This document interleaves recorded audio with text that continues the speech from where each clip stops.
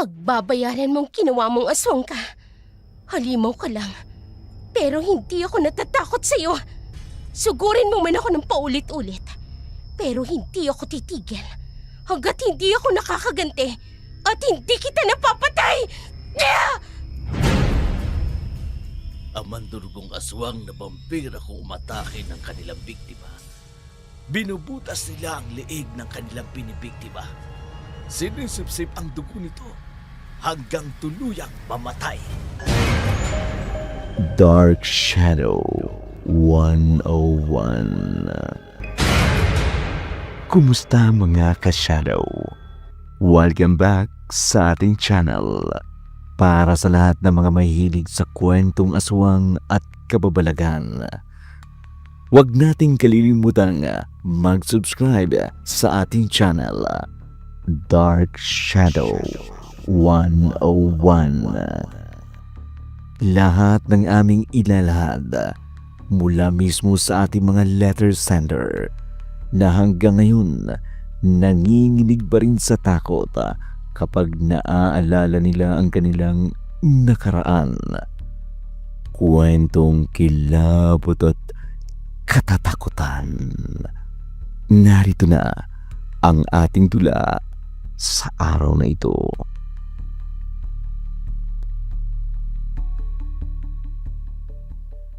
Ay nako, wala nang ibang ginawa kundi ang humilata maghapon. Ang daming hugasin. Walang bigas at ulam. Ni hindi man lang makapag-abot kahit pambili man lang ng ulam.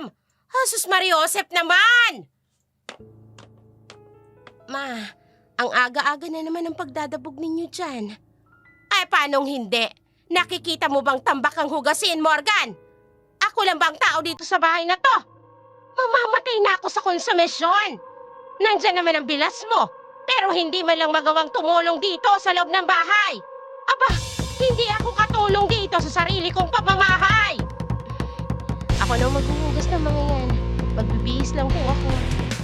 Hindi, ako na. Alam kong pagod ka galing sa duty mo. Kumain ka na lang ng agahan. May pandesal dyan. Magtimpla ka ng kape. Sige po.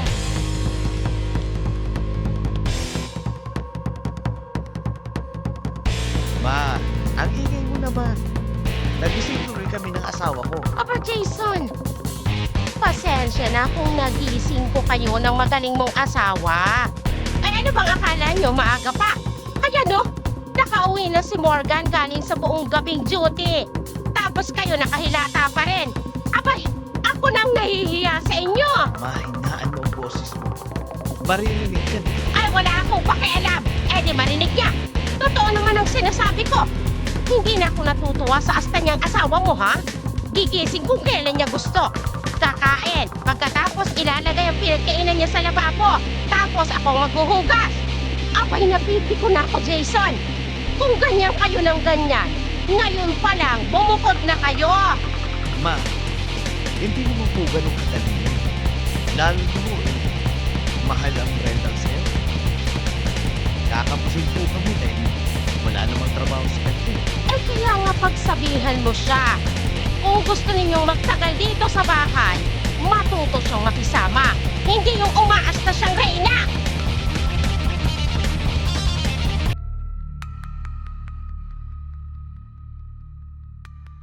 Marahas na napabuntong hininga si Morgan.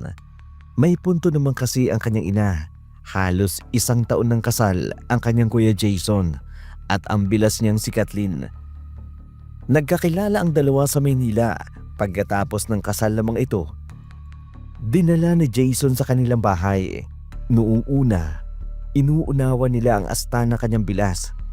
Iniisip nilang marahil ay nahihiya lamang ito sa kanila. Pero nang lumaon, nakita nila ang tunay nitong ugali. Tamad, madamot at hindi marunong makisama. Palagi lang itong nasa loob ng kwarto. Kapag araw naman ang sahod ng kanyang kuya Jason, hindi man lang nagbibigay ng ambag ng konsumo sa mga ito, na mas nakapag-iinit ang ulo ng kanilang ina. Kahit si Morgan, naririndi na rin sa kanyang palamuning bilas.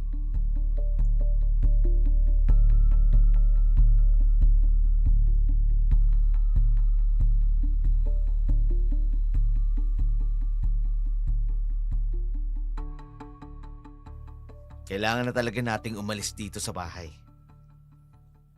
Bakit tayo aalis, Jason?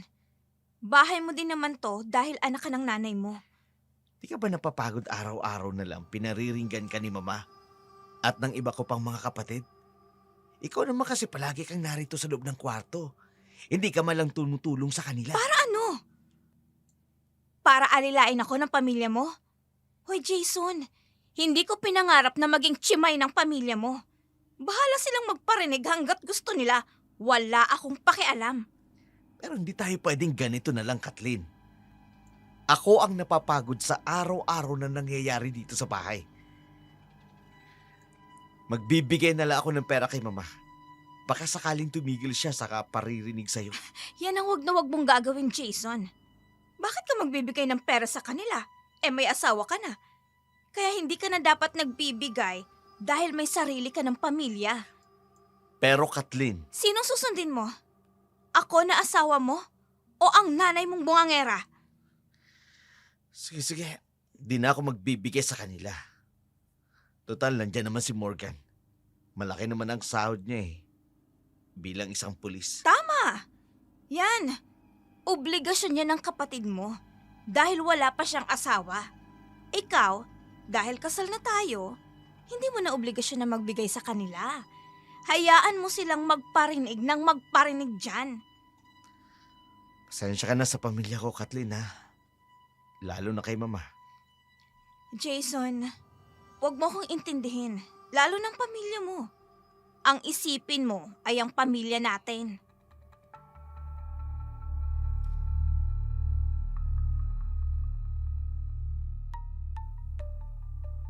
Tahimik na napatango si Jason sa mga sinabi ni Kathleen. May bahagyang ngiti sa labi ng babae habang nakatingin sa kanya. Sa kanyang isip, tama si Kathleen. Hindi biro ang bubuuhin nila at ang gagastusin nila kung bubukod sila. Upa sa bahay, pagkain, at iba pang pang-araw-araw na pangangailangan, lalo na't siya lamang ang inaasahan pagdating sa hanap buhay. Kinaumagahan, bago pa tuluyang magdiwanag ang paligid, sinalubong na ng malakas na pagbubunganga ni Rosana ang katahimikan ng bahay. Ang sunod-sunod na kalansing ng mga plato, kaldero at iba pang gamit sa kusina ang gumising kay Morgan. Kaya naman, bumangon siya at nagtungo sa kusina upang alamin kung ano na naman ang ikinagagalit ng kanyang ina.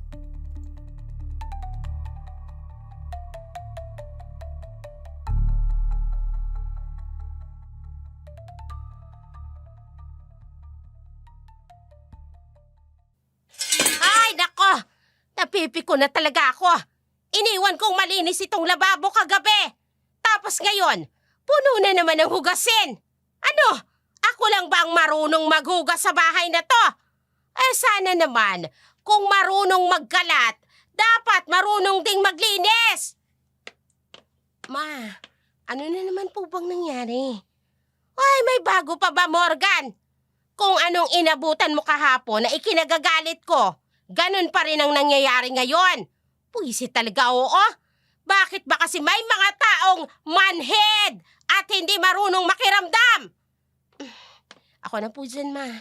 Day off ko naman ngayon eh. Ay, nako. Konting-konti na lang talaga, Morgan. Hihilahin ko na sa labas nitong bahay ang palamuning mong bilas. Ma, ang blood pressure mo. Kalmahan mo lang. Ay, paano ako kakalma? Anong oras na? Nakahilata pa rin ang babaeng yan. Tapos nag-iwan pa ng mga hugasin yan sa lababo. Kaya nga po, ako na lang ang gagawa. Ay, teka. Wala na pala tayong ulam. Bigas, kape, gatas at asukal. Ho? Teka, nag-grocery pa lang ako nung nakaraan Abay, ewan ko kung sino ang walang ambag. Sila pa yung malakas lumamon! Hindi pwedeng palaging ganito, Ma. Ako na lang laging lahat ng sasalo sa bayarin dito sa bahay. Ay, kausapin mo yung kuya mo at yung magaling mong hipag. Mabigat ang loob ni Rosana sa kanyang manugang na si Kathleen. Simula nang dumating ito sa kanilang bahay, ni minsan, hindi ito tumulong kahit sa pinakasimpleng gawain sa bahay. Palagi lamang itong nakakulong sa kanyang silid at hindi sumasabay sa kanila sa pagkain. Sa halip, si Jason ang naghahatid ng pagkain sa kanya, isang bagay na lalong ikinaiinis ni Rosana. Si Morgan naman, nananatiling neutral sa pakikitungo kay Kathleen, ayaw niyang magkaroon ng hindi pagkakaunawaan sa pagitan nila ng kanyang kuya Jason. Ngunit ng araw na yun, napuno na siya. Hindi kasi nagbibigay ng kahit konting ambag ang kanyang kuya Jason sa konsumo sa bahay, kaya nagdesisyon itong kausapin siya.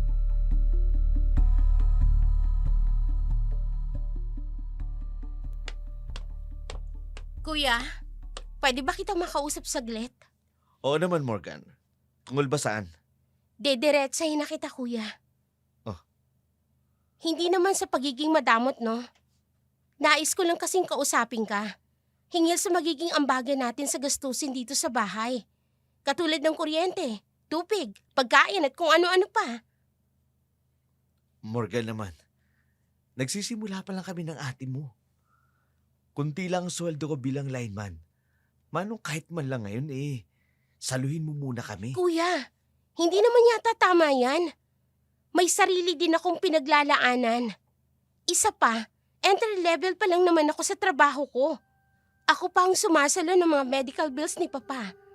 Ang hinihingi ko lang naman sa'yo, kahit mag-ambag kayo ni Ate Kathleen.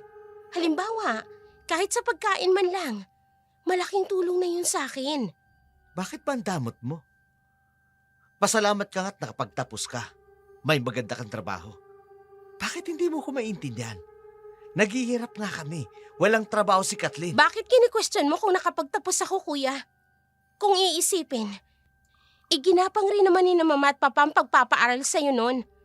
Pero hindi ka nagpursige. Sa halip, mas pinili mong pumunta ng Maynila at magsolo ng buhay. Anong gusto mo mangyari ngayon? Magsumbatan tayo nang narating sa buhay, ha? Ganun ba? Wala akong sinasabing ganyan. Ikaw ang nag-uumpisa. Ang simple lang naman ang pakiusap ko sa'yo Magbigay ka kahit konti dito sa bahay. Katulad na lang ngayon. Ubos na yung pinang-grocery ko nung nakaraan. Kung ganito ng ganito, mas mabuti pa talaga sigurong magkanya-kanya na tayo. Aba, ang sama talaga ng ugali mo, no? Hoy, Morgan, hindi porket nakapagtapos ka at nag-aambag ka dito sa bahay, may karapatan ka ng pagsalitaan ako ng ganyan. Kuya mo pa rin ako. Mas matanda pa rin ako sa'yo. Pwes, umakto ka bilang nakatatandang kapatid, kuya. Hindi yung napaka-close-minded mo. Masama ang loob na tinalikuran ni Morgan ang kanyang nakatatandang kapatid. Panay naman ang himudok ni Jason. Inis ito kay Morgan dahil sa sinabi nito sa kanya. Hindi naman nakaligtas kay Kathleen na kasalukuyang nasa may bintana at nakikinig sa pinag-uusapan nila magkapatid. Pagkapasok sa loob ng kwarto ni Jason, sa kanila mag-asawa, kaagad itong nilapitan ni Kathleen.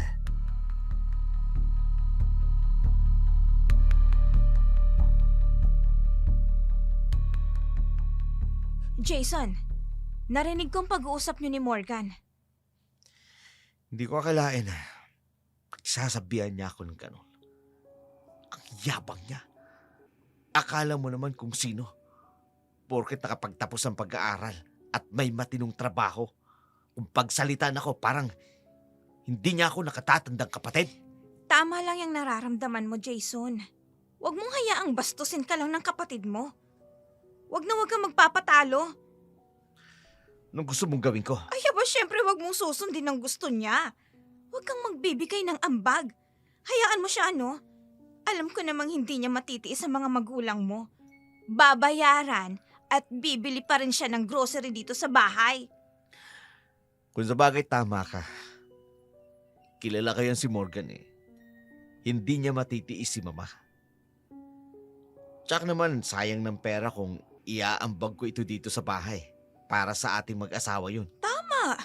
Kaya nga tayo nakipisan dito sa bahay niyo. Para makatipid Tapos magbibigay ka ng ambag? Aba, masaya sila.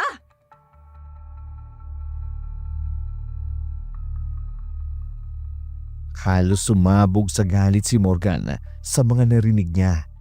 Sakto kasing napadaan siya sa silid ng kanyang kuya. Bahagyang nakabukas ang pinto kaya't malinaw niyang naulinigan ang pag-uusap ng dalawa. Sa sandaling yun, tuluyan ang naputol ang natitira niyang pasensya para sa kanyang hipag. Kitang-kita niyang sinusulsulan nito ang kuya niya at ang mas masakit, hinahayaan lamang ni Jason ang sarili na mauto ng kanyang asawa. Samantala, sumapit ang araw ng Biyernes. Hindi nag-grocery si Morgan. Sa halip, sardinas at noodles lamang ang binili niya, kasama ang ilang kilong bigas. Matapos bayaran ang mga dapat bayarin, diretso na siyang umuwi. Sakto namang nadatan niya si Kathleen sa kusina, nakasimangot, habang nakatitig sa walang lamang cabinet na dati puno ng iba't ibang groceries.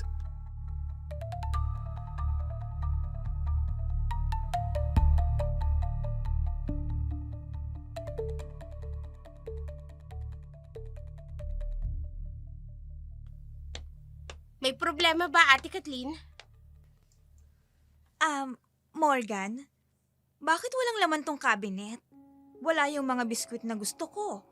Wala ring powdered milk. Hindi ako nag-grocery eh. Bakit naman? Anong bakit naman, ate? Bakit hindi ka nag-grocery? 'Di ba? Ngayon ang araw ng sweldo ni Kuya Jason. Sabihan mo siya, mag-grocery siya pagdating niya. Ano? Teka lang Di ba ikaw ang bumibili ng pagkain natin? At iba pang mga necessities dito sa bahay? Naisip ko lang kasi, ate. Hindi lang naman ako ang nakatira sa bahay na to. Isa pa, nakakahiya kina mama. Ayoko nang dagdagan ng suliranin nila sa pang-araw-araw na gastusin. Lalo na't nasa edad na ako para bumukod. Pinariringgan niyo ba ako? Papasok na ako sa kwarto ko, ate. Kung gutom ka, may binili akong sardinas dyan. Ikaw na lang din ang bahala kung magsasaing ka o hindi. Ano? Ako magsasaing? Ayaw mo? Bahala ka. Magugutom ka. Sige, kailangan ko na magpahinga eh. Nandilim ang mga mata ni Kathleen habang sinusundan niya ng tingin si Morgan na papasok sa kwarto nito. Maya-maya pa'y ibinaba niya ng tingin sa maliit na plastic bag na may lamang noodles at sardinas. Doon niya napagtanto marahil ay tututuhanin nga ni Morgan ang sinasabi nito kay Jason. Dahil sa matinding inis, lumabas si Kathleen ng bahay at nagtungo sa kapitbahay na tindahan. Doon, namili siya ng mga pagkaing gusto niyang kainin. Pagbalik, dumiretso siya sa silid nila ni Jason habang dala ang mga binili niya. Nasaksiyan iyon ni Rosana. Napailing ang matandang babae sa nakitang pagiging madamot ng kanyang manugang. Kaya naman, pagdating ni Jason, agad niya itong kinausap. Jason, pagsabihan mo yung asawa mo. Bakit naman, ma?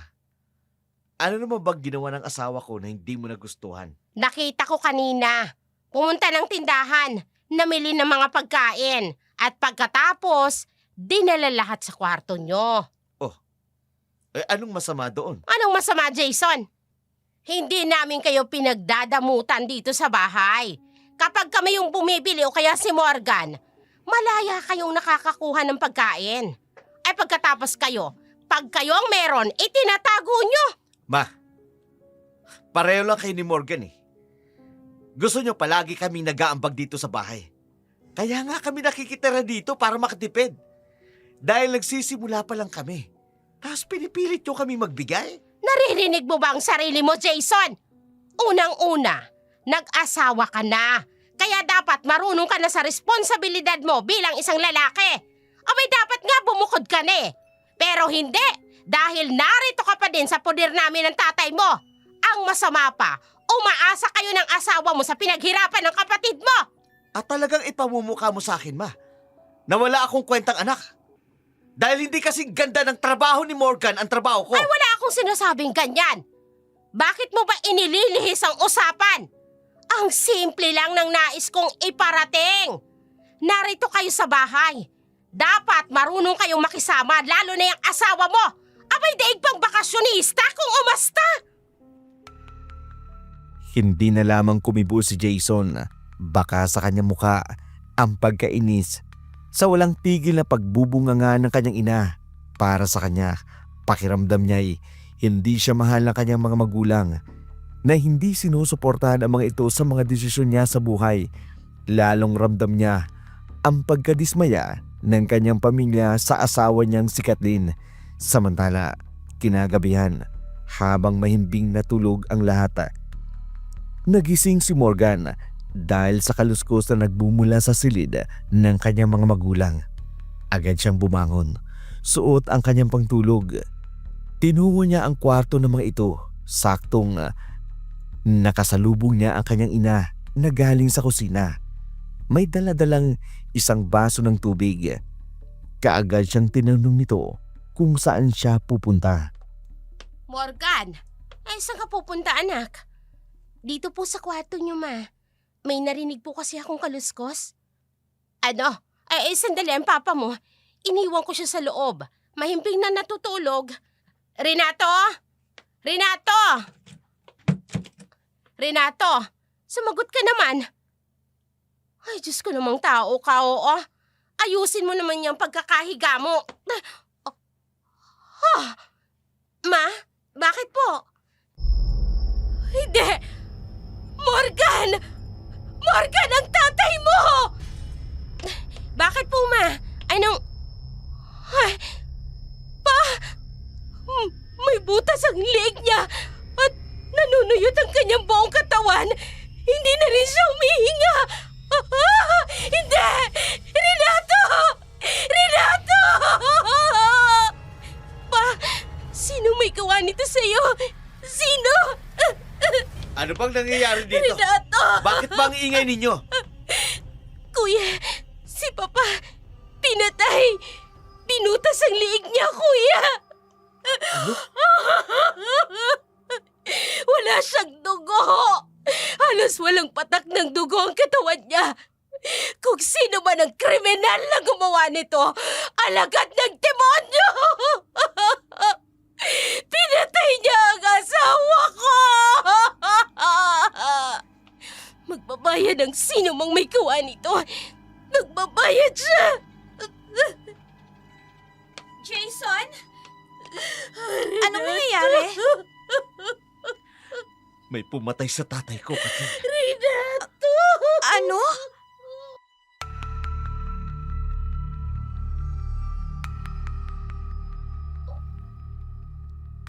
Kaagad na kumalat ang balita sa buong baryo ni na Morgan. Agad ding nagsagawa ng investigasyon ang mga kasamahang pulis ni Morgan kaugnay sa sinapit ng kanyang ama. Natagpuan ng mga ito ang isang malaking butas sa dingding sa silid kung saan matatagpuan ang kwarto ng kanyang mga magulang. Lalo pang ikinagulat ng mga investigador ang pagkakasaid ng dugo sa katawan ng kanyang ama. Gayon din ang malaking sugat nito sa liig, tila sinadyang butasin upang higupin ang dugo mula sa loob ng katawan. Pagsapit ng gabi, dagsa ang mga nakikiramay. May ilan na nagbumula sa mga karatig baryo. Dati kasing barangay official ang kanyang ama, kaya marami itong kakilala sa iba't ibang lugar. Nakaupo si Morgan sa isang sulok, tulala at walang imik, nang biglang may lumapit sa kanya. Isang matandang lalaki na nakabarong. Bahagyang napaatras si Morgan sapagat hindi pamilyar sa kanya ang matandang lalaki. Nakikiramay ako sa inyo, iha. Salamat po. Mawalang galang na po pero kakilala po ba namin kayo? Tawagin mo na lamang akong Lolo. Lolo Eleno. Sige po, Lolo Eleno. Nahuli na ba ang pumatay sa ama mo? Hindi pa ho. Hanggang ngayon, iniimbestigahan pa rin po namin.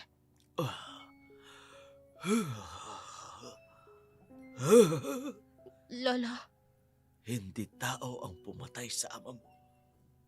ano pong ibig niyong sabihin? Alagad ng demonyo ang pumatay sa ama mo. Talaga pong alagad ng demonyo.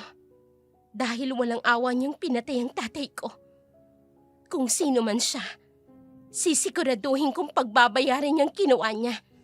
Hinding-hindi ko siya mapapatawad. Isang aswang ang pumatay sa tatay mo. At sa uri ng pagkakapaslang, masasabi kong isang mandurugo ang pumatay sa iyong ama. Mandurugo? Mandurugong aswang. Ang mandurugong aswang ay parang vampira kung umatake ng kanilang biktima. Binubutas nila ang liig ng kanilang biktima. Sinisip-sip ang dugo nito hanggang tuluyang mamatay. Hindi ko po alam kung maniniwala ako sa inyo. Buong buhay ko, wala pa akong naengkwentrong aswang. Kung meron man, yung mga taong halangang bituka, katulad ng pumatay sa tatay ko. Maniwala ka sa akin. Maniwala ka sa akin, Iha. Nasa paligid lang ang aswang. Nagmamaseda. Nakikiramdam. Mag-iingat ka. Dahil alam ko, hindi ito ang huling beses na aatake ang mandurugo. Ha?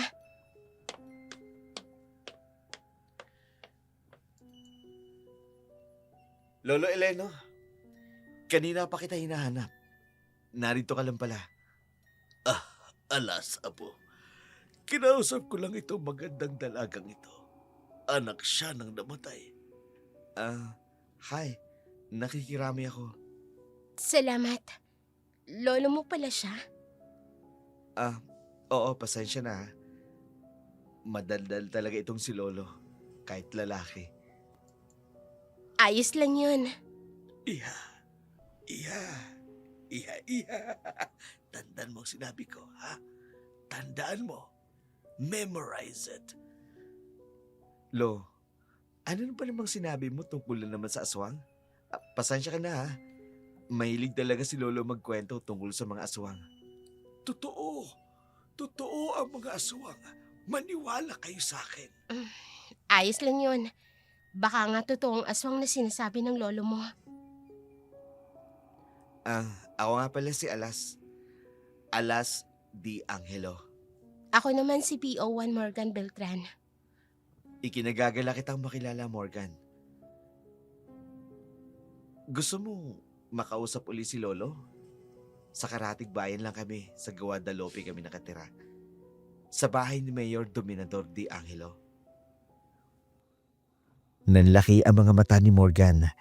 Hindi niya inaasahan na magiging panauhin nila ang anak ni Mayor mula sa kabilang bayan. Ikunento niya ito sa kanyang ina at sinabi naman ito sa kanya na magkaibigan noon ang kanyang ama at si Mayor Dominador.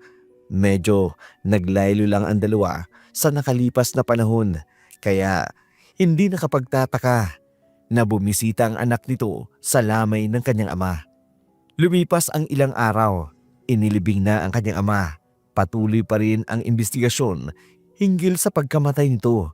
Sa labas ng kanilang bahay, nadaanan ni Morgan ang ilang matandang nagiinom ng lambanog. Kaagad siyang bumati sa kanila. Pinaunlakan naman niya ang mga ito. Ngunit bago pa man siya makalayo, naulinigan niya ang kanilang pag-uusap, lalo na ang tungkol sa aswang. Sinasabi ng mga iyon na maaaring na biktima ng aswang ang kanyang ama. Kaagad namang sumagi sa isipan ni Morgan ang sinabi ng lolo ni Alas. Morgan, nandito ka. Pasok ka. Pasensya na ha, kung biglaan ang pagpunta ko dito sa inyo. Gusto ko lang sanang makausap ang lolo mo. Si Lolo, sandali lang ipatatawag ko siya sa katulong namin. Upo ka muna. Ano ba gusto mong inumin? Juice, coffee, tea, or cold water? Di na lang. Medyo malamig din kasi ang panahon eh. Sure. So, anong gusto mong tea? Green tea or chamomile tea na available sa kitchen? Chamomile tea na lang. Okay, dito ka lang ha. Magpapatimpla lang ako sa kitchen at ipatatawag ko si Lolo Eleno. Okay. Salamat, Alas. Tahimik na umupo si Morgan sa makintab na upuang mahugani. Sa kinis ito'y halatang araw-araw na inaalis ang alikabok. Tila ba bahagi ng ritual ng bahay ang pagiging perpekto. Ilang sandali pa'y dumating ang isang katulong may dalang tipat at cookies. Walang imik, ngunit magalang itong naghain bago tuluyang umakyat patungo sa ikalawang palapag. Dahan-dahang inilibot ni Morgan ang kanyang paningin. Ang buong bahay, balot ng marangyang kagamitan. Bawat pader, bawat palamuti ay nagsasabing dito nanirahan ang kapangyarihan at kayamanan. Bigla ang katahimikan ay naputol ng mga yabag mula sa hagdan. Napatingin siya roon. Bumaba ang matandang si Eleno. Inalalaya ng isang katulong sa unang pagkakataon na silayan niya ng malinaw ang mukha nito. Gwapo ang matanda. Isang kagwapuang hindi kayang burahin ng edad o ng panahon. Nakasuot ito ng mamahaling alahas, lalo na ang mga alahas na nakapalibot sa liig nito, lalong nagbibigay diin sa kanyang dignidad. Umupo si Eleno sa harapan niya. Agad namang tumayo si Morgan. Tuwid ang tindig upang magbigay ng galang sa matandang Ginoo. Hindi ko akalain na bibisitahin mo ko rito, Morgan. Pasensya na po kung naabala ko kayo. Patapos na rin naman ako sa aking siesta, kaya ayos lang, iha. Huwag mo nang alalahanin iyon. Ano pala ang kailangan mo sa akin? Tungkol po sana sa sinabi niyo sa akin noong lamay ng tatay ko. Yung tungkol sa mandurugong aswang. Totoo po talaga yun?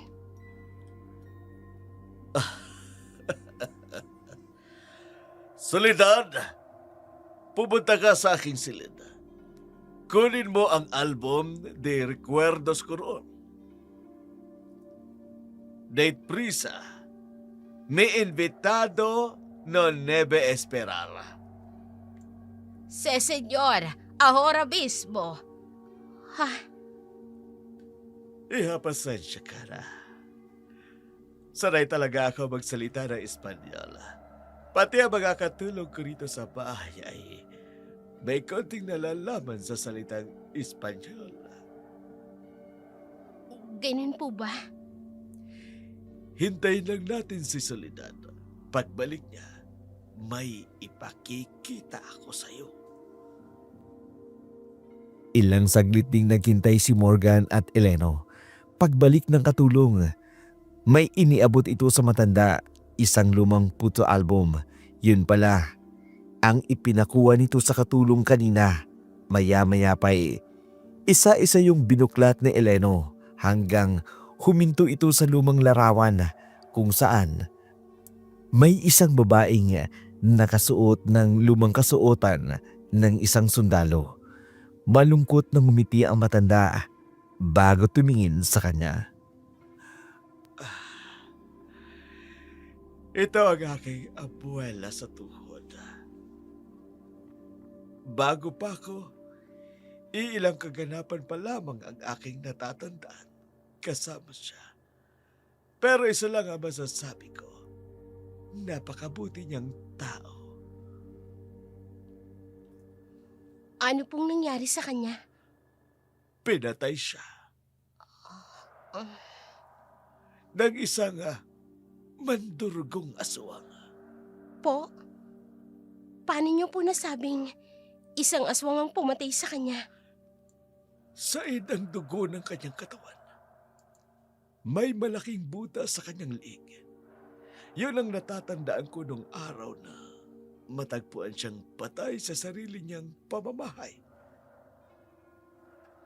Nahuli po bang salarin? Hindi. Kahit gaano karaming tauhan ng aming pamilya, ang tumugi sa aswang ay hindi siya nakita. Nanatiling walang hustisya ang pagkamatay ng aking abuela. Ang pagkamatay ng aking abuela ay katulad ng iyong ama. Kung ganon, matagal na pala talagang may ganitong uri ng mga nilalang? Sa pulang panahon bago tayo sakupin ng mga Espanyol at Amerikano. Pero kumunti ang lahi nila.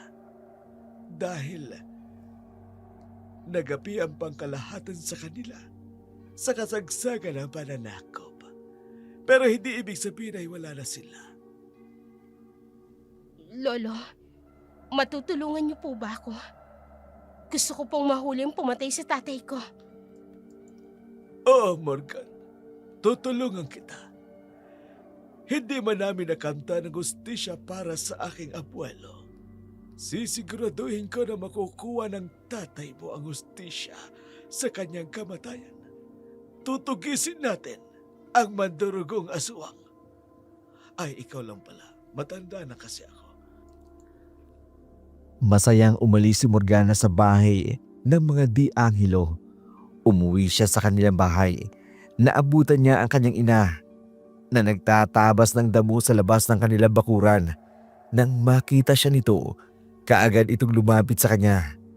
Halata pa rin sa muka ng kanyang ina ang lungkot at hindi pa rin na maiwasang maramdaman ni Morgan dahil sa pagkamatay ng kanyang ama. Anak, ay saan ka ba galing? Sa pagkakaalam ko, wala ka namang duty ngayon. May pinuntahan lang po ako, ma. Ikaw, ang init na dito sa labas, ha. Pero nagagapas ka pa rin ng damo. Ay, nabubuisit ako sa loob ng bahay. Bakit po? Ay, naroon kasi si Kathleen. Nanonood ng TV. Ang daming kalat. Tapos hindi man lang magawang tumayo at maglinis. Ganun ho ba? Sandali ho. Papasok po ako sa loob. Ay, mabuti pa nga. Baka sakaling mahiya na at tumayo sa sofa. Hindi ko na talaga kayang pakisamahan. Yang hipag mong yan. Pumasok si Morgan sa loob ng bahay habang naiwan naman sa labas si Rosana.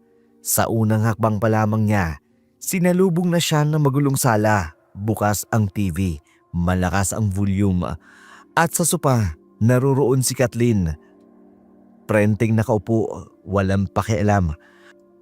Habang ngumunguya ng paborito nitong kutkutin, biglang kumulo ang dugo ni Morgan.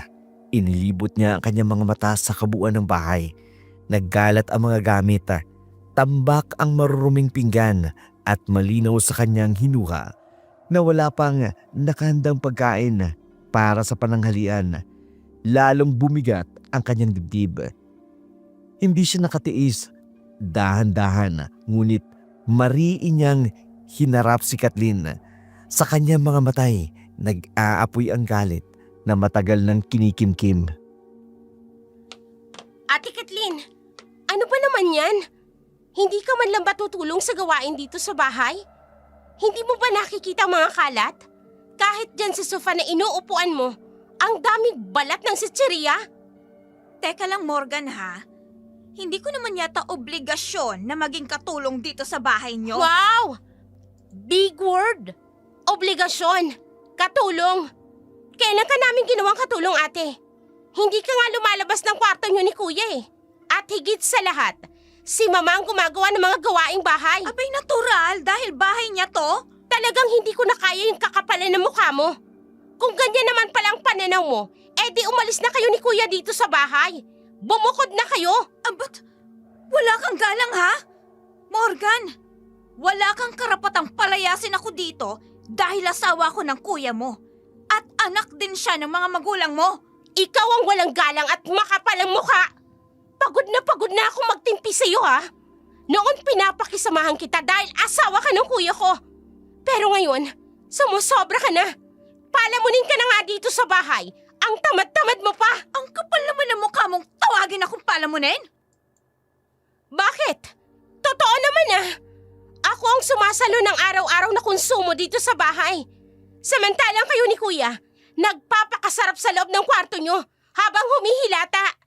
Kaya may karapatan akong tawagin kang palamunin. Ba't walang Sige! hiya ka?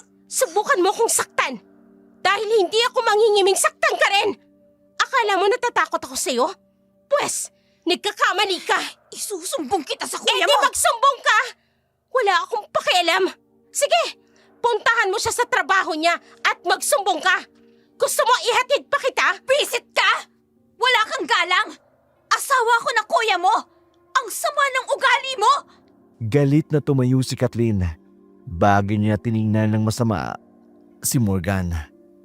Kaagad itong pumasok sa silid ng kuya niya at pabalibag na isinarado ang pintuan. Naiwan si Morgan sa sala. Sa gitna ng napakaraming kalat, kailangan niyang linisin. Wala man lang kasi siyang ibang pagpipilian, kundi linisin ang mga iyon. Pagkatapos niyang linisin ang mga kailangang ayusin, kinausap niya ang kanyang ina. Sinabihan itong sa karinderya na lamang sila kakain dahil nawala na siya ng ganang magluto. Samantala, habang wala sina Morgan at Rosana, sakto namang umuwi si Jason. Kaagad itong sinalubong ni Kathleen at umiiyak. Jason! Anong nangyari sa'yo? Bakit ka umiiyak? Kanina kasi, pinagsalitaan ako ng hindi maganda ni Morgan. Jason, akala ko matapang ako eh. Akala ko, kaya kong panindigan yung mga sinabi ko sa'yo na nahayaan mo lang sila. Pero hindi pala. Nasaktan ako, Jason. Sinaktan ako ng kapatid mo. Sobra akong nasaktan. Ginawa yun sa'yo ni Morgan. Oo. Sabi niya lumayas na daw tayo dito. Napalamunin lang daw ako. Nawala daw akong kwentang tao. Wala akong kwentang asawa sa'yo. At higit sa lahat, sabi pa niya, ito yung mas masakit na para bang tinudurog ako ng pinong-pino. Hindi ko kayang sabihin dahil nasasaktan talaga ako. Sabihin mo na sa akin. Sabihin mo na. Ano eh? Ano nga? Sabi niya kasi... Ano? Sabi niya sa akin na sana daw si Gigi na lang daw yung naging asawa mo. Dahil hindi raw ako karapat-dapat sa'yo. Kasi wala daw akong pinag-aralan na high school lang ang tinapos ko. Ang sakit-sakit, Jason! Hindi ko kaya. Sumusobra na sila. Nasaan sila? Malilintikan sa akin ang Morgan na yan. Hindi ko magagawang palampasin to. Umalis sila eh. Pero Jason, iganti mo ako din sa maldita mong kapatid ha. Huwag mong hayaan kawawain nila ako. Kapag hinayaan mo sila, uulit-ulitin nilang ginawa nilang to sa akin. Kaya Jason, kung mahal mo ako bilang asawa mo, iganti mo ko. Mahal ko, iganti mo ko. Oo, Kathleen. Kahit hindi mo sabihin, gagawin ko talaga yan. Mananagot sa akin si Morgan. Humanda siya sa akin pagdating niya. Humanda talaga siya. Lihim na napangiti si Kathleen habang pinagmamasdan si Jason na nanggagalaiti. Alam niyang sasaktan nito si Morgan kapag dumating ito. Kaya mas lalo pang natuwa si Kathleen. Mas ginatungan pa niya ang galit ng asawa. Binigyan niya rin ito ng alak para lasingin. 7:00 na ng gabi. Nang dumating si Morgan kasama ang kanyang ina, may dala silang take-out na pagkain para ibigay sa kanyang kuya dahil hindi niya rin kayang tiisin ang gutom nito. Nasa bungad pa lamang sila ng pinto nang marinig nila ang malakas na boses ni Jason. Hindi maipagkakailang lasing ito. Mabuti naman. Umuwi ka na, Morgana. Jason, abay lasing ka yata. At bakit ha? Anong kailangan mo sa kapatid mo? Oo nga kuya, anong kailangan mo sa akin? Ay Diyos ko, Walang Jason! hiya ka! Ay bakit mo sinampal ang kapatid mo? Bastos ang anak mo, ma! Ano bang problema mo kuya? Bakit ba bigla-bigla ka na lang nananakit? Ano bang ginawa ko sa'yo para sampalin mo ko? Binastos mo ang asawa ko. Sinaktan mo siya. Higit sa lahat, kinumpara mo siya sa ex kong si Gigi. Sinabi niya yun sa'yo? Ang kapal pala talaga ng mukha ng asawa mo. Hindi lang makapal, kundi sinungaling pa. Wala akong sinabing ganyan sa kanya. At higit sa lahat, hindi ko siya kinumpara kay Ate Gigi. Huwag kang magsinungaling. Asawa ko mismo nagsabi sa akin. Tumigil ka na, Jason! Pamilya mo rin kami! Walang pamilya sa akin! Ang tanging pamilya ko lang si Kathleen! Dahil siya ang asawa ko! Ganyan ka na ba talaga kabaliw sa babaeng yan, Jason? Pati ako na inamot si Morgan at tunay mong kadugo. Handa mong talikuran? Alang-alang sa babaeng yan! Oh! Dahil mahal ko siya at asawa ko siya. Kaya kayong dalawa, subukan nyo lang na saktan at kantihin si Kathleen. Kalilimutan ko talaga kayong kapamilya ko kayo! Kinuha mo na, kuya! Bulag ka sa katotohanan dahil sa kabaliwan mo dyan sa asawa mo! Gusto mo ng ganong setup? Sige! Simula sa gabing ito, magkanya-kanya na tayo! Walang hiya kayo! Wala kayong karapatang bastusin ang misis ko! Tayo naman, walang kwentang makipag-usap sa isang taong sarado ng utak kagaya ni kuya. Pero Morgan, anak, kailangang malinawan ng kuya mo. Ma, sinaktan niya ako. Pinastos ka niya. Ano pa bang aasahan mo? Kung gusto niyang malinawan, pabayaan mo siya. Renato, kung nandito ka lang sana, baka kayanin ko pa ang problemang ito sa mga anak natin. Saan kayo pupunta? Bumalik kayo rito! Mga duwag! Ito tatandaan nyo, ha? Walang kakanti sa asawa ko. Kahit kayo mga tao din sa labas! Walang mambabaso sa asawa kong si Kathleen! Kung hindi, malilindikan kayong lahat sa akin! Hoy! Sino matapang? Sino matapang? Kaagad na pumasok si Morgan sa kanyang kwarto. Hindi niya maiwasang mapaiyak, lalong-lalo na ang kanyang emosyon sa mga sandaling yun. Galit dahil sa ginawang paninira sa kanya ng kanyang bilas at pangungulila sa pagkawala ng kanyang ama kinabukasan. Nagising si Jason na masakit ang ulo. Kaagad siyang pumunta sa kusina para magtimpla sana ng kape. Pero laking pagtataka niya na wala siyang makitang kahit na ano roon. Kahit na bigas sa tansya niya wala pang 1 kilo ang natira. Kaagad niyang hinanap ang kanyang ina at nakita niya itong nagdidilig ng mga halaman sa labas. Ma? Bakit walang kape sa kusina? Wala pa ring lutong pagkain. 7:30 na ng umaga, oh. O ano ba ako sa bahay na to, Jason? Katulong mo at ng asawa mo? Manaman, kung ano man ang nasabi ko sa inyo ni Morgan kagabi. Pasensya na, lasing lang ako. Lasing ka man o hindi, ang nasabi mo ay nasabi mo na. Kasalanan naman kasi ni Morgan eh. Binastos niya ang asawa ko. Malamang magagalit ako. Bigla akong nahilo ah. Anong nangyayari sa'yo? Ay bakit namumutla ka? Hindi ko alam ah. Baka dahil hangover ko lang. Ay ganun ba? O ay di pumunta ka dun kay Kathleen. Sabihin mong asikasuhin ka. Pero ma'am, walang pagkain sa kusina kahit kape. At asukal wala. Ay dahil hindi nag-grocery si Morgan. Ano? Kung gano'n ano kakainin namin? Abay ewan ko. Pagsabihan mo yung asawa mo na ipagluto ka. O kaya naman, mamili kayo ng pagkain ninyo. Sigurado naman ako may pera kayo dahil halos 1 taon nyo nang pagtira dito sa bahay. Hindi naman kayo nagbibigay ng ambag. Sarili nyo lang naman ang iniisip nyo. Hindi nakakibo si Jason sa sinabi ng kanyang ina at iniwan siya dito sa labas ng kanilang bahay.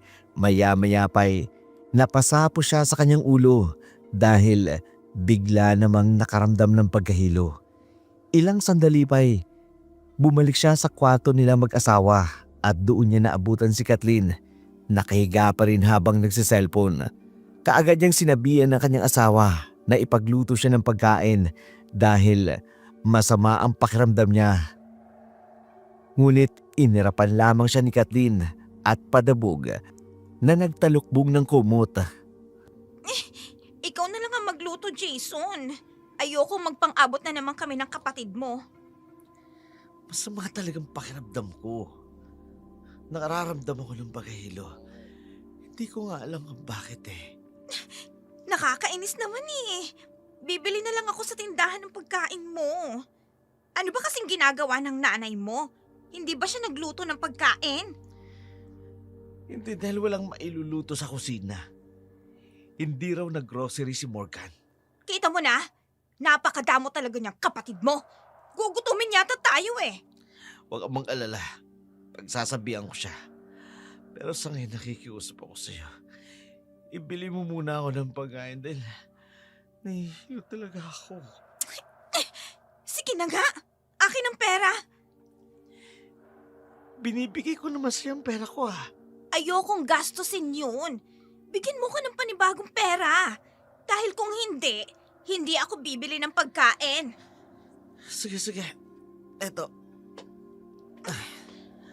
Bilisan mo lang ha. Dahil gutom na talaga ako. Padabog na umalis si Kathleen, ngunit hindi na lamang pinansin ni Jason ang pagdabog ng babae. Sobra niya kasi itong mahal at hindi niya nakikita ang mga kakaibang kilos nito. Palagi itong iritable tuwing inuutusan niya itong asikasuhin siya. Ang mahalaga sa kanya kahit papano'y ibili siya nito ng pagkain. Samantala, kinagabihan, habang pauwi ng bahay si Morgan mula sa duty, madadaanan niya ang isang kakahuyan. Halos wala ring dumadaan doon. Shortcut iyon pauwi sa kanilang bahay. Sakay ng kanyang motorsiklo, payapa niyang binagtas ang maputik na daan. Maya-maya pa'y may narinig siyang malakas na pagaspas ng mga pakpak. Bahagya siyang tumingala sa kalangitan. Doon ay may naaninag siyang parang isang malaking ibon. Kulay abuhin iyon. Itim ang katawan. Biglang kinabahan si Morgan. Dahil hindi yun normal na laki para sa isang karaniwang ibon. Kaagad niyang kinapa ang baril na nakasukbit sa kanyang tagiliran. Napasigaw siya nang biglang tumagpa sa harapan niya ang isang nakatatakot na nilalang. Mahaba ang katawan, may abuhing mga pakpak at mahaba ang dila.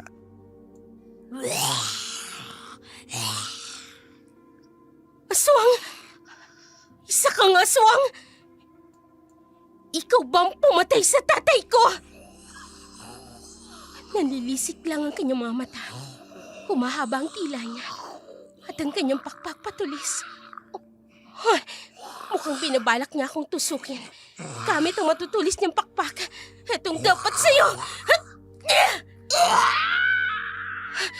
Tinamaan ko siya sa balikat. At ngayon, namimilipit siya sa sakit. Hindi! Hahampasin niya ako gamit ang mahaba niyang dila!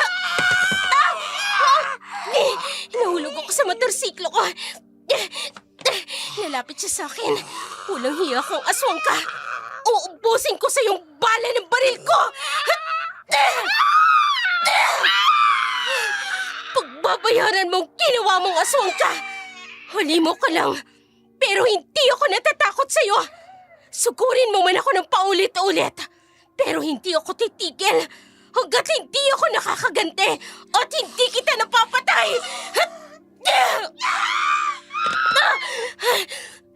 Lumipad siya papalayo. Sigurado akong natamaan ko siya sa may balikat niya. Alam kong malalim ang tama niya sa balikat. Sisiguraduhin ko na mahuhuli kitang aswang ka. Mabangon na ako. Ang sakit ng sugat ko mula sa mahabang dila niya. Ang baho niya rin. Kailangan ko nang makauwi sa bahay. Lilinisan ko ang sugat ko. Paika-ikang bumangon si Morgan. Hawak ang dugo ang braso niya. Pakiramdam niya ay nanginginig ang kanyang buong katawan sa bawat galaw. Ngunit pinilit niyang mag-drive pabalik ng presinto para i-report ang nangyari. Alam niyang baka pagtawanan lamang siya ng mga kasamahan o di kaya'y hindi maniwala. Hindi naman kasi sila naniniwala sa aswang. Ngunit ganun pa man, pinilit niyang ipaalam ang insidente. Pagkatapos ay umuwi siya sa kanilang bahay. Nakabenda ang braso. Dahan-dahan niyang nilinis ang sugat at nilagyan ng gamot habang ramdam ang kirot ng bawat galaw. Pagdating niya, kitang-kita ang pagkabahala sa mukha ni Rosana. Agad itong lumapit at nagtanong. Morgan, anong nangyari sa iyo, anak? Sinalakay po ako ng aswang, ma. Aswang? Ay, anong ibig mong sabihing aswang? Yung pumatay po kay Papa. Siya ang sumalakay sa akin sa kakahuyan. Muntik niya na ako madiskrasya. Mabuti na lang natamaan ko siya sa balikat. Anak, ayoko mang itanong to sa iyo. Pero, nasa katinoang ka ba? Gumagamit ka ba ng ipinagbabawal na gamot, Morgan? Naman, hindi ko naman po sasayangin ang lahat ng paghihirap ko sa pag-aaral para lang gumamit ng drugs. Totoo po ang sinasabi ko. Sinalakay ako ng aswang. Isang nakakatakot na lilalang. May mahahaba at matutulis siyang pakpak. Ang dila niya, sobrang haba. Yun ang ginamit niyang panghampas sa akin. Kaya nasugatan ang braso ko. Ay, Diyos ko. Kung totoo yung sinasabi mo, anak, hindi tayo ligtas kung ganon. Ay baka mamaya, salakayin ulit tayo ng aswang at patayin niya tayo. Katulad ng ginawa niya sa papa mo. Hindi ko hahayaan yon, ma. Siya munang papatayin ko bago niya tayo masaktan ulit. Nag-aalalang tiningnan ni Rosa ang malaking benda sa braso ng kanyang anak. Kaagad niya itong inalalayan papasok sa kwarto nito. Samantala, sa loob ng kwarto nila Jason, nanginginig ang lalaki. Pakiramdam niya habang lumilipas ang oras, mas lalo siyang nangihina. Unti-unti niyang iminumulat ang kanyang mga mata. Nang bumukas ang pinto ng silid, naaninag niya ang presensya ng kanyang asawa. Kaagad itong tumabi sa kanya. Kinabig, binigyan siya ng isang mapusok na halik sa labi. Kathleen, anong ginagawa mo? Hinahalikan ka, asawa ko. Ayaw mo ba? Nahihilo ko't nangihina. Hindi gamot ang halik mo. Hindi ko alam kung anong nangyayari sa akin. Huwag ka mag-alala, Jason. Mawawala din yan. Hindi pa ako nag-toothbrush mula kagabi.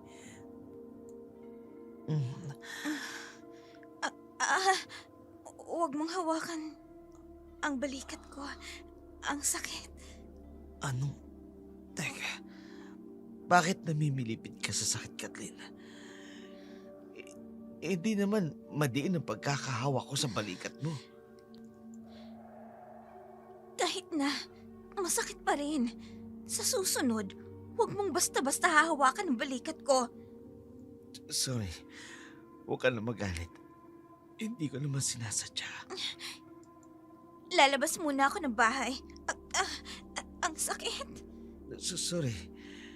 Sorry Gusto mo bang sabihan ko si Morgan na ibili ka ng gamot? Wag! Ha? Kathleen, bakit? Iyan ang wag na wag mong gagawin, Jason. Wag mong babanggitin sa kapatid mo na masakit ang balikat ko. Pero bakit? Wag nang maraming tanong. Kahit nangihina, nakita ni Jason ang galit sa mata ng kanyang asawa. Sa hindi niya malamang dahilan, Lumabas si Kathleen sa kanilang kwarto samantalang naiwan si Jason. Nakahiga sa kama at nanginginig sa kahinaan. Bigla siyang nakaramdam na para bang basang likido sa kanyang bibig. Kaya dahan-dahan niyang pinunasan iyon. Ganun na lamang ang paggagitla niya nang makita ang kulay ng pulang likido. Doon siya nahintakutan. Sa isip niya, baka may sakit siya. Natakot din siya. Baka mahawaan pa niya ang kanyang asawang si Kathleen. Kinabukasan, maagang bumangon si Jason. Nakatalukbong siya ng kumot dahil pakiramdam niya sobrang init niya kahit nasa kalagitnaan na sila ng Kwaresma. Nakasalubong niya si Morgan, nagtataka nang makita ang malaking benda sa braso nito. Morgan, anong nangyayari sa'yo? Bakit may malaking benda ka sa braso mo? Sinilaki ako ng aswang kagabi. Swag? Nagpapatawa ka ba? Mukha ba akong nagpapatawa, kuya? Tingin mo? Susugatan ko ang sarili ko para lang magpatawa? Teka, ikaw, anong nangyayari sa'yo? Ngayon ko lang napansin biglaan ang pagpayat mo. Namumutla ka rin. May sakit ka ba? Hindi ko rin alam nung nakarang araw Bigla na lang ako nakaramdam ng pagkahilo. Tapos, eto, unti-unti ako nanghihina. Kailangan mo magpatingin sa doktor. Baka kung anong sakit ang meron ka. Yun nga rin lang pinag-aalala ko Baka may sakit ako. Baka mahawaan ko na si Kathleen. Ano ba naman yan, kuya? Ang asawa mo pa rin ang inaalala mo? Siyempre naman, Morgan. Asawa ko yun. Bahala ka. Aalis ako. May pupuntahan lang ako. Morgan, baka pwedeng dumaan ka ng butika. Bakit? Bumili ka ng gamot. Kuya, pumunta ka na muna ng ospital. Hindi ako pwedeng basta-basta bumili ng gamot sa butika nang wala namang reseta. Hindi naman para sa akin. O para kanino?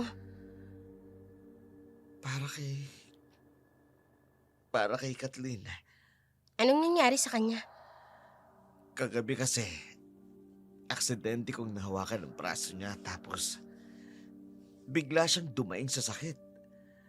Ayaw nga niyang sabihin sa akin At ayaw niya rin sabihin sa'yo. Marahil, nahihiya lang siya. Masakit ang braso niya? Oo. Kaya Morgan, nakikiusap ako sa'yo. Bilhan mo naman ng gamot si Ate Kathleen mo, ha? Nahulog sa malalim na pag-iisip si Morgan. Iniisip niya ang sinabi ng kanyang kuya Jason. Pinagtagpi-tagpi niya ang mga pangyayari. Pero para makasigurado'y muli siyang nagtungo sa bahay ng The Angelo. Sa bayan ng Guadalupe, kaagad naman siyang inistima ng mga katulong at maya-maya pa'y lumabas na ang matandang si Eleno. Ayan. Nalapatan ko na ng gamot ang sugat mo na nagmumula sa isang mandurugong aswang. Bakit may alam po kayo sa panggagamot? Isa akong kurandero, Kurandero? albularyo. Pinag-aralan ko ang pagiging isang albularyo at herbalist. Dati rin kasi akong doktor at alam kong taliwa sa pag-aaral ng medisina ang paniniwala sa mga lumang panggagamot. Lolo, maraming salamat po sa panggagamot ninyo sa akin. Pero, kaya po ako narito. Gusto kong malaman kung paano ko matatalo ang isang mandurugong aswang. Maraming paraan, Morgan.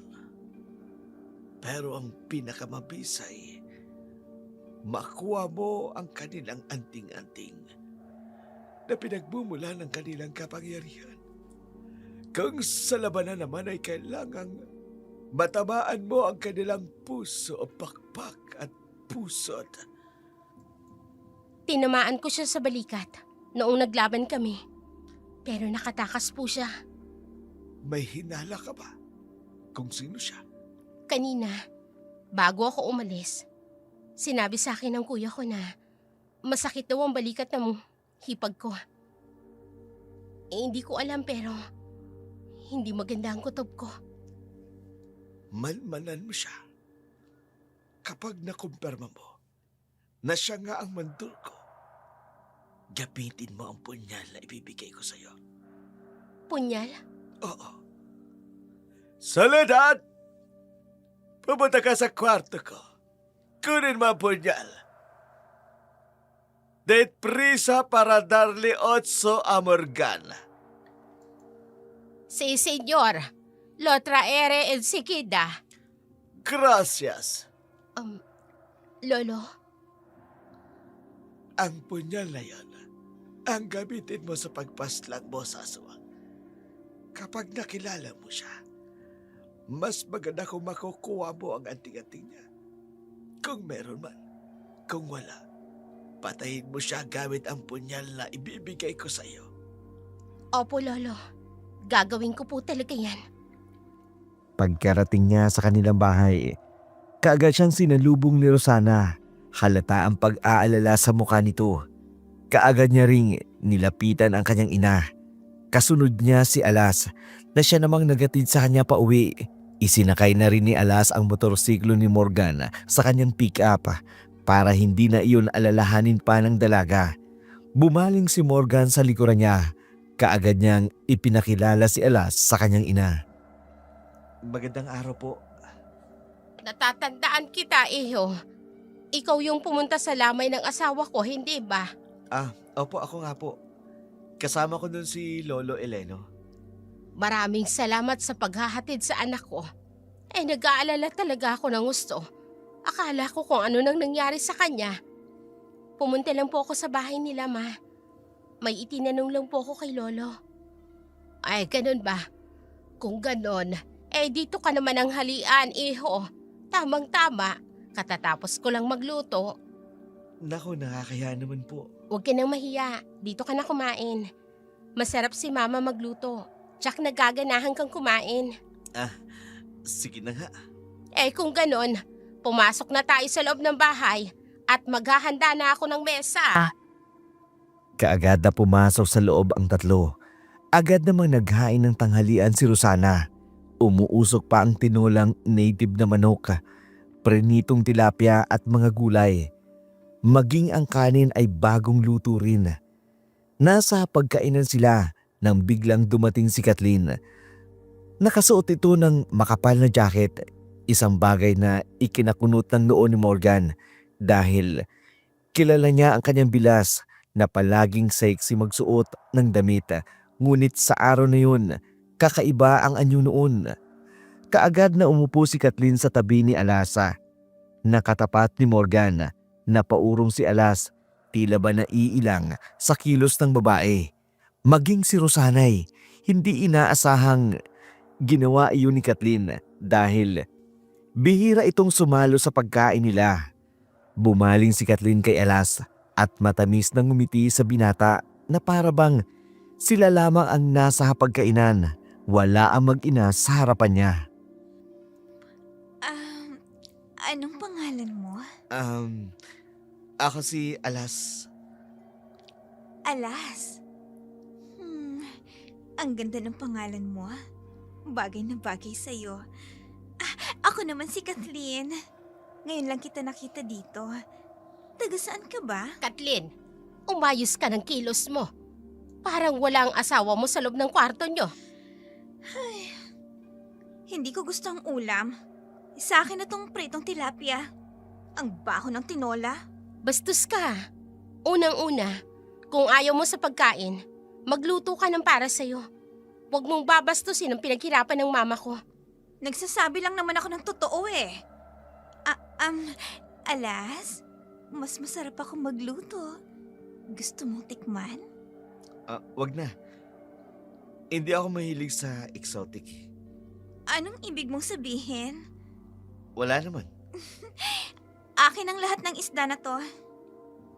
Ibaba mo yan. Kumuha ka lang ng ilang peraso. Hindi mo ba nakikita? Kumakain kami? Ano namang pakialam ko?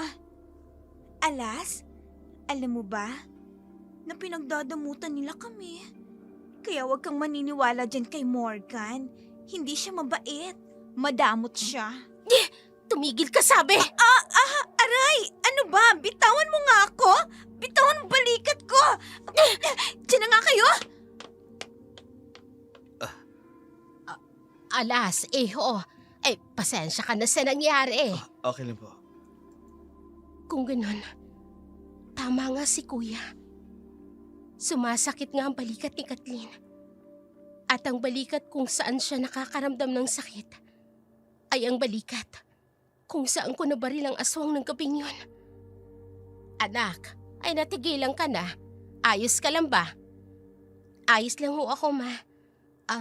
Alas, pasensya ka na sa nangyari kanina. Ayos lang yun. Ano ka ba? Wala yun. Habang ipinagpapatuloy nila ang kanilang pagkain, unti-unting nabubuo ang hinala ni Morgan laban sa kanyang bilas. Kaya naman, ng araw na yun, binantayan niya ang bawat galaw ng babae. Nanatili lamang ito sa loob ng kwarto nila. Natila ba wala itong balak lumabas dahil doon. Nagpasya si Morgan na magmanman sa labas ng silid. Maingat siyang sumilip sa siwang ng dingding. Doon niya nakita si Kathleen na hinuhubad ang suot na jacket. Nanlaki ang kanyang mga mata nang makita ang kanang balikat ng babae. Sinasabi ko na nga ba, tama ang hinala ko. May sugat siya sa balikat. Yan ang tinamaan ko ng bala ng baril ko. Siya ang aswang. Siya ang pumatay kay Papa at sumalakay sa akin. Hayop ka. Isa ka palang alagad ng demonyo. May hinubad siyang singsing. May kulay itim na bato ang singsing. Teka, hindi kaya... Yan ang anting-anting na sinasabi ni Lolo na kailangan kong makuha. Ayun, lumabas siya ng kwarto nila. Gagawa ko ng paraan para makuha kong singsing niya. Pagkalabas ni Kathleen ng kwarto, kaagad na tumalili si Morgan papasok sa kanilang silid. Pagpasok niya, nakita niya ang payat na katawan ng kanyang kuya. Mahimbing na natutulog. Gusto niya sana itong gisingin, ngunit naisip niyang magtataka ito kung bakit naruroon siya sa loob ng kwarto nila. Agad niyang hinanap ang singsing, ngunit laking pagtataka niya, hindi niya ito matagpuan. Kahit saang sulok siya maghanap, wala yun. Maya-maya pa'y nakarinig siya ng mga yabag na papalapit. Sa kinakabahang diway, tumalon siya palabas ng bintana. Sinikap na wag makalika ng kahit anong ingay. Pagkatapos nito'y kaagad niyang pinuntahan ng kanyang ina. Samantala, sa loob ng silid, napakunot ng noo si Kathleen. May kakaiba siyang naramdaman na tila may mali, ngunit ipinagkibit balikat na lamang niya iyon bago lapitan si Jason na nakahiga sa kama. Asawa ko. Ikaw na ba yan? Oo, ako nga to, Jason. Nanghihina ako. Asawa ko. Ako rin, Jason. Kailangan ko ng lakas para tuluyan ng maghilom ang sugat ko. Sugat? Oo. Nakikita mo ang sugat sa balikat ko. Kagagawa niya ng kapatid mo. Binaril niya ako. Mabuti na lang nakatakas ako. Hindi. Anong nangyayari sa'yo, Kathleen? Bakit umahaba ang dila mo? Ito ba?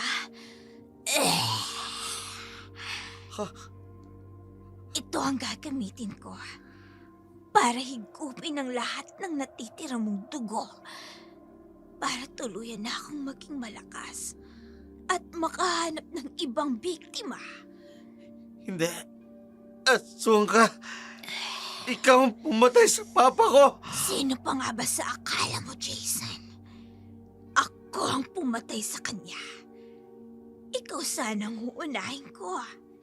Kaya lang, naisip ko, wala pa akong nahanap na kapalit mo bilang asawa ko. Pero may nakita na akong pwede kong ipalit sa'yo. Siyang lalaking gusto kong mapangasawa ulit. Mayaman, gwapo, magbubuhay reyna ako. Hindi katulad mo.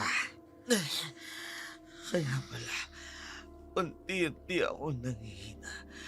Dahil unti-unti mong inuubos ang dugo ko. Bakit, Kathleen? Minahal kita ng sobra.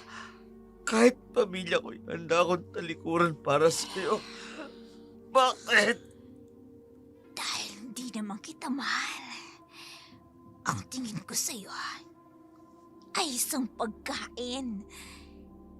Kayong lahat ay pagkain lamang para sa nagugutom at nauuhaw kong tiyan. Kaya dapat sa'yo Wag. ikupin ang dugo Asawa ng ko. ganito. Wag. Mahal kita. Huwag kang gawin yan. Patawarin niyo ko. Diyos ko. Sa lahat ng kasalanan ko, lalo na sa pamilya ko.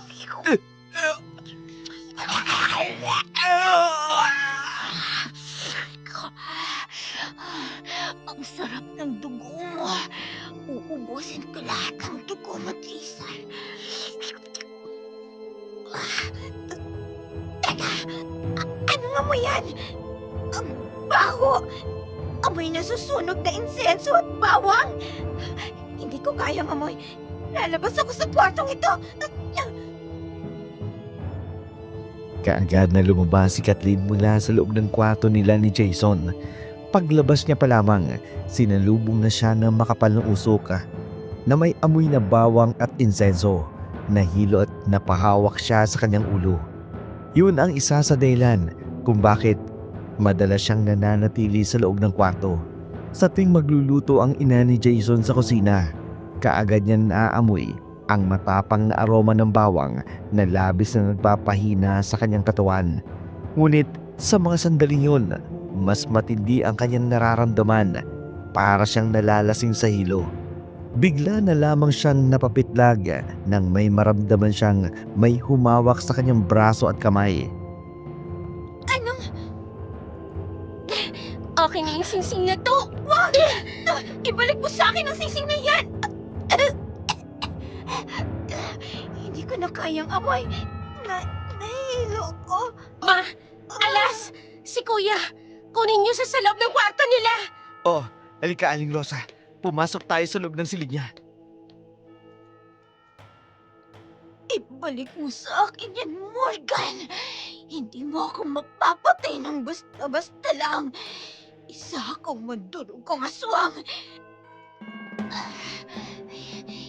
Hindi ako magagabi ng isang katulad mo. Tingnan natin ngayon. Nasa akin ang anting-anting na pinagkukunan mo ng kapangyarihan mo. Nangihina ka na, Kathleen. Hindi ka na makakatakas sa akin ngayon. Maawa ka sa akin. Ibalik mo sa akin yan. Hindi ko na kaya. Para na akong panahon ng uliran. Jason! Anak ko! Hoy, pinatay mo ang kuya ko. Walang hiya ka. Paano mo nagawa yun sa kanya? Minahal ka ng kapatid ko, higit pa sa sarili niya. Pero pinatay mo siya! Balik mo sa amin sa akin ng singsingen! Hindi! Hahampasin niya ako ng mahaba niyang tila! Ang dapat dyan, putulin! Ito pa! Isasaksak ko ito sa dibdib mo! Ang punyal na ito!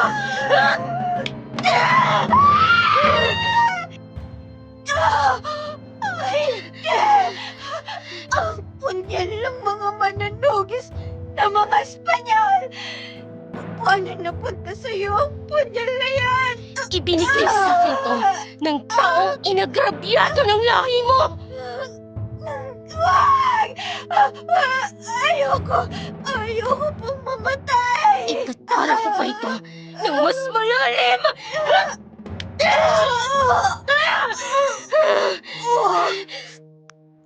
Wag! Tama na! Kulang pa yan sa 2 buhay na inutang mo sa pamilya ko! Pinatay mo ang tatay ko, pati na ang kuya ko!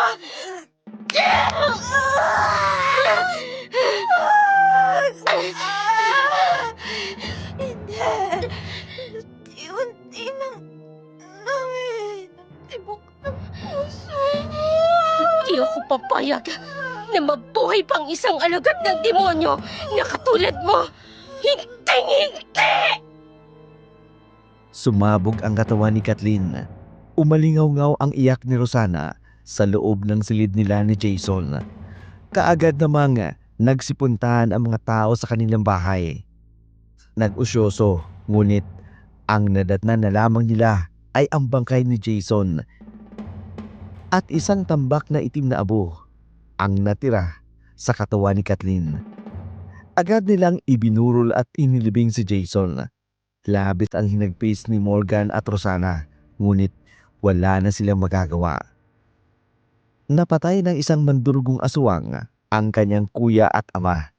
Hindi maikakaila ang galit na namuo sa kanilang mga puso, lalo na laban sa kanyang bilas na kanilang pinakain at pinatuloy ay isa palang aswang. Ibinigay ni Morgan pabalik kay Eleno ang punyal, kasama ang taos-pusong pasasalamat sa malaking tulong na ibinigay ng pamilya nito sa kanila. Samantala, mas lalong naging malapit sina Morgan at Alas sa isa't isa hanggang ang kanilang pagkakaibigan ay nauwi sa tuluyang pag-iibigan.